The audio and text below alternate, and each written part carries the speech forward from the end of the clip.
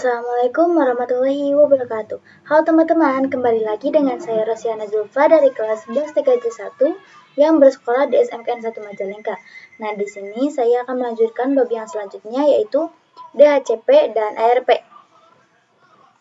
Nah, DHCP ini memiliki kepanjangan yaitu Dynamic Host Configuration Protocol.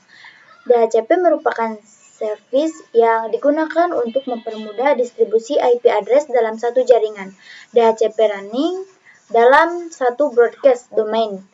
Nah, jadi teman-teman tahu IP4 delivery time jenis penelitian IP address ada 3, yaitu pertama unicast, kedua multicast, dan yang terakhir broadcast. Nah, broadcast itu apa sih?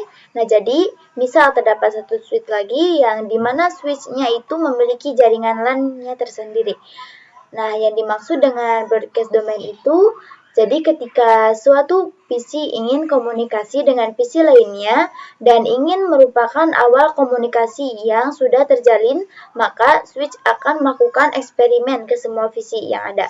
Jadi, ibaratnya ketika PC ingin mengirimkan paket ICMP kepada PC 2, sebelum itu PC 1 mengirim paket ke router dan dari router akan mengirimkan yang namanya broadcast ARP ke broadcast domain yang ada. Jadi, broadcast domain itu ibaratkan satu cakupan LAN. DHCP tipe. Nah, ada 3 yaitu DHCP server, DHCP client, dan DHCP relay. Nah, DHCP server itu yaitu penyedia layanan pool IP. Nah, apa yang dimaksud dengan pool IP? Nah, pool IP itu berfungsi untuk memberikan IP address ke DHCP client. Nah, kedua ada DHCP client. Nah, penerima layanan IP dari DHCP server. Dan yang terakhir ada DHCP relay. Nah, yaitu penerus layanan dari server ke klien. Penerus layanan itu maksudnya ada 2 router, lalu routernya ini langsung terhubung ke jaringan LAN. Nah, dengan adanya DHCP relay, nanti yang bertindak sebagai DHCP relay itu yang router kedua. Nah, yang DHCP server ini merupakan router pertama yang dia akan share IP address tapi yang berfungsi untuk men-sharing ke klien, yaitu DHCP relay. Jadi, dia sebagai penerus layanan IP dari DHCP servernya. Nah, DHCP relay memanfaatkan DHCP server yang terpusat pada router lain. DHCP cara kerjanya gimana sih? Nah, cara kerja DHCP itu bisa disebut dengan proses DORA. Nah, cara kerja DHCP itu bisa kita sebut dengan istilah DORA. Nah, jadi ketika suatu PC ingin request dari suatu PC yang bertindak sebagai DHCP client, lalu jaringan request IP dari si DHCP server, maka cara kerjanya di PC client akan melakukan the server.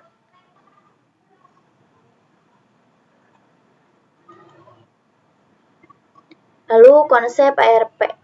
Nah, ARP kepanjangan dari Address Resolution Protocol, digunakan untuk mapping IP address layer 3 dan MAC address layer 2. Untuk menghubungkan kedua device, informasi ARP keduanya harus saling memiliki. ARP bekerja secara dynamic, semua interface memancarkan ARP dapat juga dikonfigurasikan secara manual. Jadi, misalnya kita coba implementasikan pada topologi penetlab kita, jadi cara kerja ARP itu misalnya ada VPC 3 ingin koneksi ke internet, maka nanti ARP akan dicatat di router. Jadi, ARP itu akan dicatat di bagian ARP table yang dimana ARP itu dicatat ketika ada suatu paket yang masuk ke router, baik itu masuk lewat Ether 2 ataupun keluar dari Ether 1. Jadi ARP ini dicatat ketika ada suatu paket masuk ke router atau perintah keluar dari router. Contoh prakteknya itu kita coba ping ke VPC 5. Kita cek dulu IP dari VPC 5-nya yaitu ketik show IP lalu enter. Nanti akan ada tampilan seperti ini. Nah, lalu kita coba cek 8.8.8.8, nantinya IP address dan juga MAC address-nya si PPC5 akan dicatat di ARP table yang ada di router MikroTik kita. Jadi itulah cara praktek atau contoh praktek ping ke PPC5. Nah, sekian pembahasan materinya. Mohon maaf bila ada kesalahan dan kekurangan. Wassalamualaikum warahmatullahi wabarakatuh.